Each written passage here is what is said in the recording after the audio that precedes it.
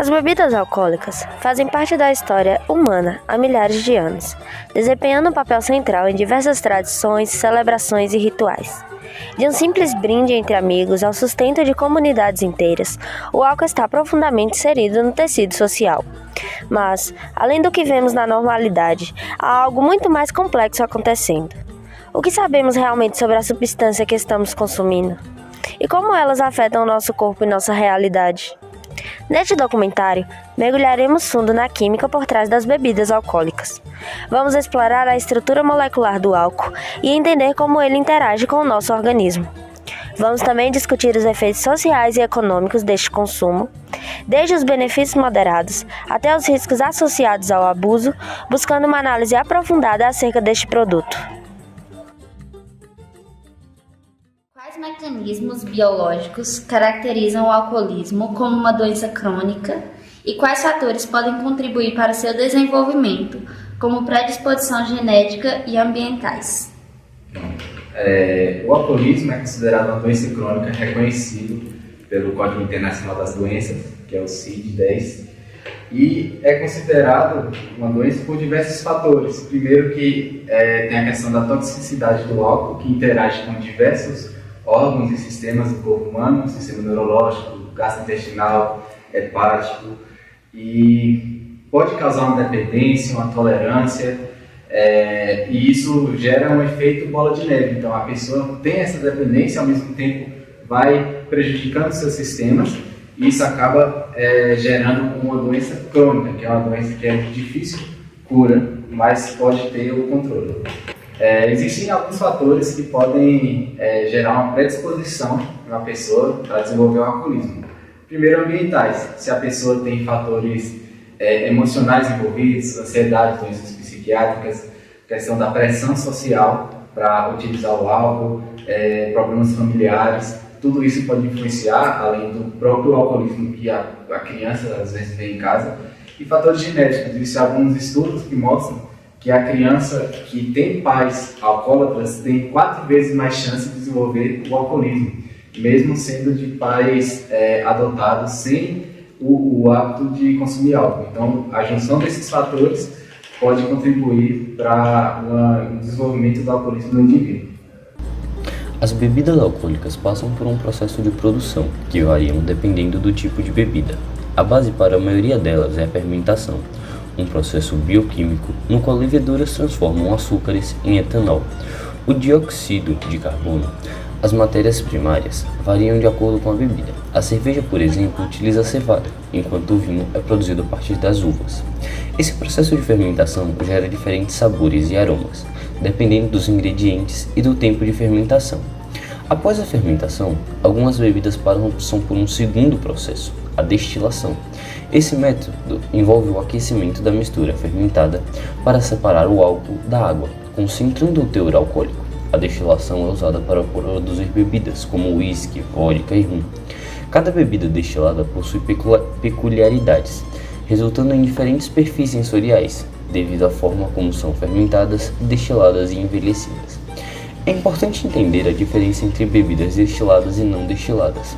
As não destiladas, como a cerveja e o vinho, possuem um teor alcoólico mais baixo, pois seu processo se baseia apenas na fermentação. Já as bebidas destiladas, como a vodka e o gin, passam pela destilação, aumentando o teor alcoólico de forma significativa. Isso resulta em diferenças não só no sabor, mas também nos efeitos que cada tipo de bebida tem sobre o organismo do corpo humano. Há diferenças importantes no impacto do álcool no organismo de homens e mulheres, tanto no metabolismo quanto nos efeitos a curto e longo prazo? Sim, existem diferenças.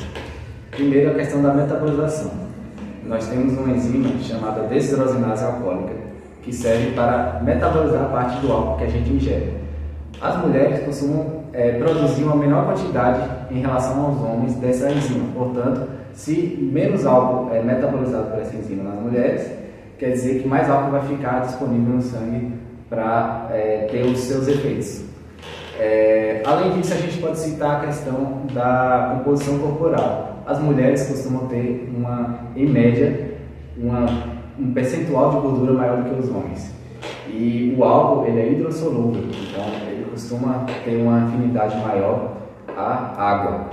Por a mulher ter uma menor quantidade de água corporal do que o homem, tende a ficar com algo mais concentrado no sangue e, portanto, ter mais efeitos.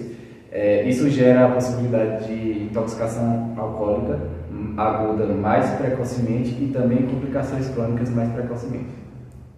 O etanol, ou álcool etílico, é a molécula-chave das bebidas alcoólicas, com a fórmula C2H5OH. Sua estrutura é composta por 2 átomos de carbono, 5 de hidrogênio e um grupo hidroxila, OH, que o classifica como um álcool. Esse grupo hidroxila confere ao etanol polaridade, permitindo que ele se dissolva em água e lipídios, facilitando sua rápida absorção pelo corpo. A cadeia curta de 2 carbonos do etanol permite que ele atravesse facilmente membranas celulares, incluindo a do sistema digestivo e do cérebro. Uma vez no fígado, o etanol é metabolizado pela enzima alcool-destringolase, que o converte em acetaldeído, uma substância tóxica que em seguida é transformada em acetaneto para ser eliminada pelo corpo. A estrutura química simples do etanol contrasta com outros álcoois, como o metanol e o isopropanol, cujos subprodutos da metabolização são muito mais perigosos. O metanol, por exemplo, é metabolizado em formaldeído e ácido fórmico, que podem causar cegueira e morte, enquanto o isopropanol, um álcool de 3 carbonos, é altamente tóxico. Além do etanol, outras moléculas orgânicas como ácidos orgânicos, ésteres e congêneres também estão presentes nas bebidas alcoólicas. Esses compostos contribuem para o sabor, aroma e cor, e são mais concentrados em bebidas como o vinho e o uísque, especialmente durante o processo de envelhecimento. Eles são responsáveis por muitas características sensoriais que apreciamos nas bebidas alcoólicas. Quais são os principais efeitos do consumo de álcool no corpo humano, com ênfase em suas ações no sistema nervoso central e como ele altera funções neurológicas e comportamentais? O álcool tem uma ação no sistema nervoso central, principalmente interagindo com os neurotransmissores e os receptores dos neurotransmissores. Nós podemos citar o GABA, que é um neurotransmissor depressor do sistema nervoso central, então ele vai deixar, entre aspas, o sistema nervoso central mais lento, mais lentificado. Ele também vai inibir a glutamina, que é um neurotransmissor excitatório, então com esse neurotransmissor excitatório inibido, vai acabar gerando um efeito oposto, que vai gerar uma depressão do sistema nervoso central. Isso tudo vai gerar alguns efeitos, alguns sintomas, como por exemplo a desinibição, que é resultado da depressão do córtex pré-frontal, que é responsável por essa habilidade. Tem a questão da movimentação, desequilíbrio, que principalmente com a interação com o cerebelo. Então, por conta dessas interações com os neurotransmissores, ocorrem esses sintomas. Além disso, a gente pode citar também o sistema de recompensa, que é principalmente gerado pela dopamina, que é um neurotransmissor que traz uma sensação de felicidade.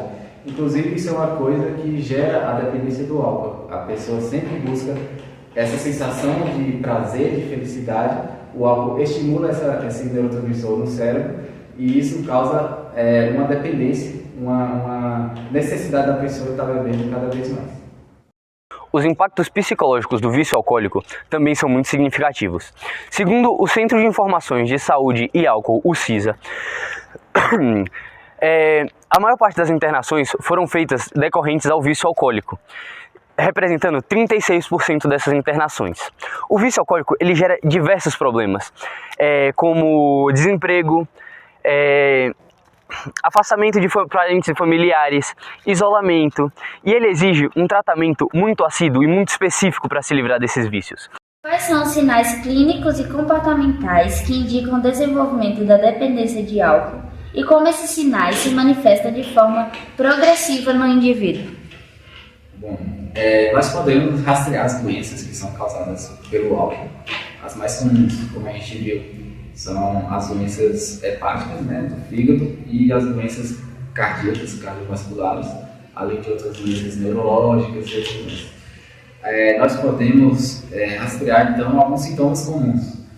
No caso da cirrose, a pessoa pode ter um abdômen mais volumoso, por líquido acídico, pode ter varizes de esôfago, sangramento vômito com sangue, pode ter ginecomastia, que é o aumento no volume dos seios, e tudo isso pode levar a gente a pensar que a pessoa pode estar abusando do álcool. Em relação ao coração, pode estar com insuficiência cardíaca, pode estar desenvolvendo, por causa da insuficiência cardíaca, inchaço nas pernas, cansaço, dentre outros sintomas. Em relação ao abuso do álcool, antes desses sintomas aparecerem, a gente tem algumas perguntas que podem nos nortear para esse diagnóstico. Primeiro, se a pessoa pensa que deve reduzir o consumo de álcool, se ela tem essa percepção que ela está exagerando, se ela fica chateada porque alguém está reclamando da forma que ela bebe, se ela se sente culpada pela forma que ela bebe e se ela toma bebida alcoólica assim que acorda. Essas 4 perguntas, caso sejam positivas, há uma grande chance da pessoa ser uma pessoa que está desenvolvendo dependência pelo álcool. Além disso, o impacto financeiro na saúde pública também é considerável. Segundo o Sistema de Informações Hospitalares, o SIH, entre os anos de 2010 e 2020, o SUS gastou em média por ano 100 milhões de reais com questões simplesmente decorridas do álcool. Questões como novos leitos, médicos, instrumentos hospitalares, equipamentos. Todos esses recursos foram gastos decorrentes apenas de questões geradas pelo álcool. Por outro lado, a comercialização de bebidas alcoólicas gera benefícios econômicos admiráveis. A Ambev, uma das maiores empresas de bebidas do mundo, registrou um lucro líquido de aproximadamente 3,8 bilhões de reais apenas no primeiro trimestre de 2024.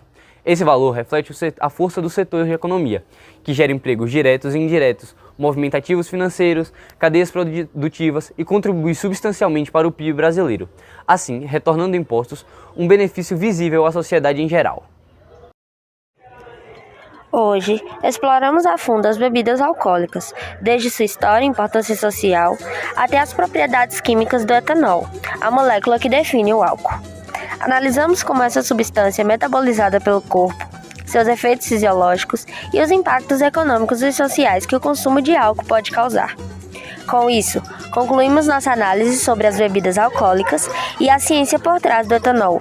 Esperamos que este documentário tenha proporcionado uma visão mais clara e profunda sobre os aspectos químicos, biológicos e sociais dessa substância. Obrigada por nos acompanhar.